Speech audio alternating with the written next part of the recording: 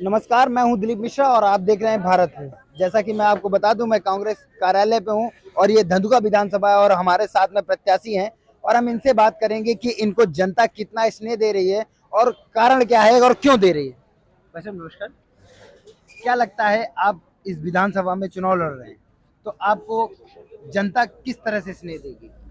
जनता यहाँ की जो है उन्होंने मूड बनाया हुआ है, क्योंकि जो सामने वाला जो कैंडिडेट है भाजपा का, बाहरी कैंडिडेट है, लोकल कैंडिडेट नहीं है। तो जनता यहाँ पर एक अपने बेटे को जैसे कोई माँ प्यार देती है, कोई अपना पिता प्यार देता है, कोई अपना भाई भाई को प्यार देता है, तो उस तरह से पूरी परिवार की भावना है यहाँ पर। परिवार की भावना से आपको प्यार? हाँ, और उसका एक और भी कारण है कि मैं 2 बार से जिला पंचायत मेंबर हूँ। साथ में हमारे यहाँ पर 4 ब्लॉक है। चारों ब्लॉक के जितने भी इशू हुए, उन सब इशू के ऊपर हमने हमेशा प्रोटेस्ट किया। हमेशा लोगों की जो मांग थी उनको सरकार तक पहुंचाने का हमने वो काम किया, माध्यम बने हम लोग। तो जनता को पता है कि यहाँ पर काम करने वाला कौन है। और एक जो तीसरा मुद्दा है बहुत इम्पोर्टेंट, ये मेरी एज जो है 38 है, सामने वाला जो कैंडिडेट है उसकी है 65 प्लस है। तो जनता को पता है कि लंबी रेस का घोड़ा कौन है, काम कौन करेगा, ताकत से वो अपनी बात कौन रखेगा, वो उनको पता है। क्या लगता है आपके पास कौन से ऐसे मुद्दे हैं जो जनता हित के लिए काम आ सकते हैं? यहाँ पर हमारे जो 4 ब्लॉक है, चारों ब्लॉक की जो भौगोलिक परिस्थिति है वो अलग अलग है। जो हमारा धोलेरा का जो ब्लॉक है, वहाँ पर SIR जो है, SIR act, special investment region, वहाँ के जो किसान है उनके इश्यू अलग है। सरकार उनकी ज़मीन जो है वो 50% ज़मीन, अगर 100 बीघा ज़मीन है तो 50% ज़मीन ऐसे ही ले रही है, मुफ्त में ले रही है, तो वो अलग इशू है। जैसे हमारा धंधुका ब्लॉक है, तो धंधुका ब्लॉक के अंदर हमारा यहाँ पर रिवर है, भादर नदी, तो उसके अंदर पानी का बहुत बड़ा इशू है। किसानों को पानी हर साल प्रोटेस्ट करना पड़ता है, फिर भी पानी नहीं मिलता है। धंधुका अगर आप शहर में आ जाओगे तो आप जहाँ, अगर आप अहमदाबाद से आए होगे तो जो ब्रिज का काम है वहाँ पर दिन में 5 बार कम से कम ट्रैफिक जाम होता है। 7 साल से वो ब्रिज का काम चल रहा है, जैसे वो लोग ताजमहल बना रहे हो। धंधुका शहर के अंदर जाओगे तो धंधुका शहर के अंदर गटर का पानी और पीने का पानी दोनों मिक्स होके लोगों के घर में जा रहा है। बहुत सारे ऐसे इशू है। साथ में अगर धंधुका अगर शहर की बात करोगे, ऐसा कोई डेवलपमेंट नहीं है। लगातार 27 साल से जो सरकार सत्ता में रही, फिर भी अच्छा कोई गार्डन नहीं है। फिर भी यहाँ पर जो हमारे दो बीजेपी कहती है कि उन्होंने जो सिटी एरिया है उसको डेवलप कर दिया है। अभी हम क्या, रूरल एरिया जो है, गांव क्षेत्र है, वहाँ डेवलपमेंट नहीं है, लेकिन जो आपके सिटीज हैं वो तो डेवलप है। डेवलपिंग का मतलब क्या है? रोड बनाना डेवलपिंग है, या फिर लोगों को शुद्ध पानी देना डेवलपिंग है? डेवलपिंग का मतलब क्या है कि अच्छी उन्होंने नगर पालिका की कचेरी बना दी, ऑफिस बना दी, वो डेवलपिंग है? या फिर जो ब्रिज का काम 7 साल से जो अटका हुआ है वो डेवलपिंग है? डेवलपिंग क्या है? ये उनकी भाजपा की गवर्नमेंट रही नगर पालिका से लेकर, वो डेवलपिंग है? या फिर जो लोगों की डिमांड है, गार्डन चाहिए उनको, तालाब जो है पूरा गंदा पड़ा हुआ है, वो डेवलपिंग है? तो विकास के नाम पे गुमराह करने की राजनीति जो है वो धंधुका की जनता समझती है। क्या लगता है धंधुका में जो आपने इतना समय दे रहे हैं, आप युवाओं के लिए आइडल हैं, लेकिन अभी यहाँ पर देखते हैं कि अभी जो राजनीति चल रही है, अभी तक तो जो दंगे होते थे वो माहौल बनता था, अब तो इस बार वो नहीं है, तो इस बार बीजेपी ने दूसरी नीति अपना रही है। तो बीजेपी की हमेशा एक आदत रही है, चुनाव जैसे आ रहे हो 6 महीने पहले वो विकास की बात करें, चुनाव जब डिक्लेयर हो जाएगा तो उनकी बात चेंज होकर वो लोग उनका एजेंडा जो है वो हिंदू मुस्लिम के ऊपर आता है।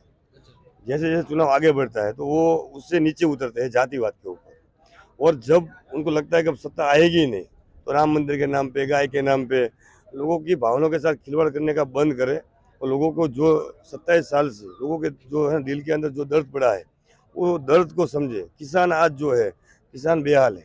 2014 के अंदर नरेंद्र मोदी जी जब वडाप्रधान के कैंडिडेट थे तो उन्होंने बोला था कि 2022 में किसान की मैं आय जो है वो मैं डबल करूंगा। यानी मतलब क्या हुआ, 2014 में भी लोग उसको वोट करे, 2019 में भी उसको वोट करे और 2022 की वेट करे। चलो 2022 भी आ गया, किसान की आय डबल नहीं हुई है। महंगाई जो है 2014 के हिसाब से 4 गुनी यहाँ बढ़ गई है। किसानों का कर्जा माफी की बात है कि नहीं करेंगे। उद्योगपति के कर्जे की माफी की मैं आपको बात करूं, पिछले 1 साल के अंदर संसद में जवाब दिया उन्होंने, 48 लाख अबज रुपया उन्होंने 5 उद्योगपति के माफ किए। अब सरकार उद्योगपति उसको वोट करेगा या फिर किसान वोट करेगा। क्या ये लगता जनता है इस यहाँ बात यहाँ यहाँ का जो अगर सेक्टर देखते हैं, लोग ऐसा बोलते हैं कि जो सरकार है वो पाटीदार पे डिपेंड करती है और यहाँ पर एक जातिवाद को लेकर के काम होता है, क्या सही है? भाजपा का हमेशा एक ही रूल्स रहा है। जैसे पहले अंग्रेज थे देश के अंदर, तो वो अंग्रेजों का एक ही रूल्स था, डिवाइड एंड रूल, भागला करो और अपने राज करो। तो ये जो हिंदू मुस्लिम वाली बात है, जातिवाद वाली बात है, राम और रहीम की बात है, तो ये सब क्या है कि लोगों को वो अलग कर दो और अपना राज चलाओ। लेकिन 27 साल से अब लोग समझ चुके हैं। यहाँ रोजगार और आपका महंगाई, इन दो मुद्दों से दूर भाग रहे हैं और यहाँ क्या लगता है कि इस समय आपके पीएम मोदी, अमित शाह और जो जितने भी दिग्गज नेता हैं यहाँ पर आ रहे हैं। कल ही आप क्या सीएम आए थे यूपी के, उन्होंने यहाँ पर रोड शो की जगह उन्होंने एक बड़ी सभा की, तो क्या लगता है वो इससे क्या माहौल बनेगा? कल योगी जी आए थे, 4000 लोग हुए। 4000 में से जो हमारा जो कैंडिडेट है वो एक्चुअली में उसकी असेंबली ये धंधुका असेंबली नहीं, उसकी असेंबली धौलका है। तो 2000 लोगों को वो वहाँ से लेके आया, बाहर से लाए। साथ में चलो कोई बात नहीं, बाहर से लोग लाए। कम से कम जब योगी जी जैसे सीएम यूपी के, सबसे बड़ा स्टेट है आज की डेट में इंडिया का, एक बार अगर धंधुका आते हैं तो मेरा कहने का मतलब है यहाँ पर आके मंदिर की बात करोगे क्या, डेवलपमेंट की बात करो। जो मॉडल लेके आप पूरे इंडिया में घूम रहे हो, गुजरात के मॉडल, तो एक बार धंधुका में आप एक बार घूमो, तो एक्चुअली में पोजीशन क्या है। ये सब बातें नहीं करेंगे, मंदिर मस्जिद की बात करेंगे, वो उनका एजेंडा फिक्स रहता है और उसके ऊपर निचले तबके से लेके हाई कमांड तक एक थ्योरी उन्होंने बना रखी है।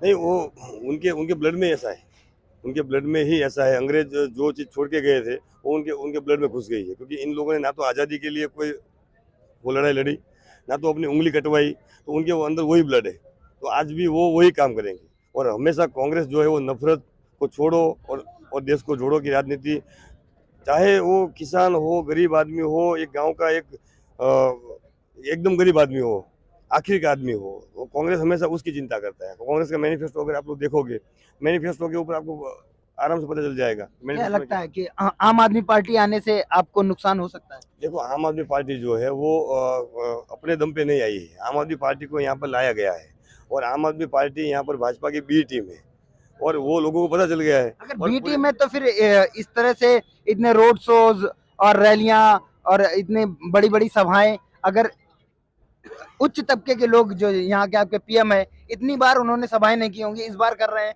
तो क्या इसको डर भी कह सकते हैं या क्या है ये, या दिखावा है? मुझे आप समझाओ। 27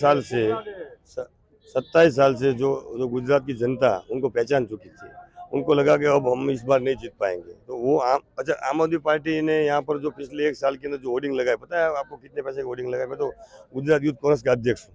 अच्छा, गुजरात यूथ कांग्रेस का अध्यक्ष, 600 करोड़ के होर्डिंग लगाए। आम आदमी पार्टी की सत्ता अभी भी पंजाब में आई।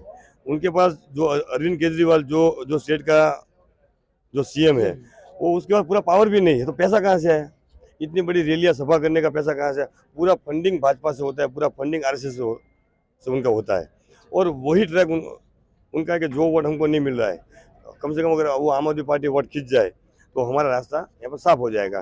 लेकिन ऐसा गुजरात की जनता कोई बेवकूफ़ नहीं है। ये 100% यहाँ पर इस बार ए टीम को भी और बी टीम को भी जवाब देने के लिए यहाँ पर तैयार है। लगातार 2002 से और 2017 तक ग्राफ कम हुआ है और कांग्रेस का ग्राफ बढ़ा है, तो इस बार क्या होगा? इस बार 125 सीट के साथ गांधीनगर के अंदर कांग्रेस पार्टी की सरकार, आपको 8 तारीख को जो रिजल्ट का दिन है, शाम को आप देख लेना, 125 सीट के साथ गांधीनगर के अंदर एक किसान की सरकार बनेगी, युवाओं की सरकार बनेगी और वो सरकार होगी कांग्रेस की सरकार होगी।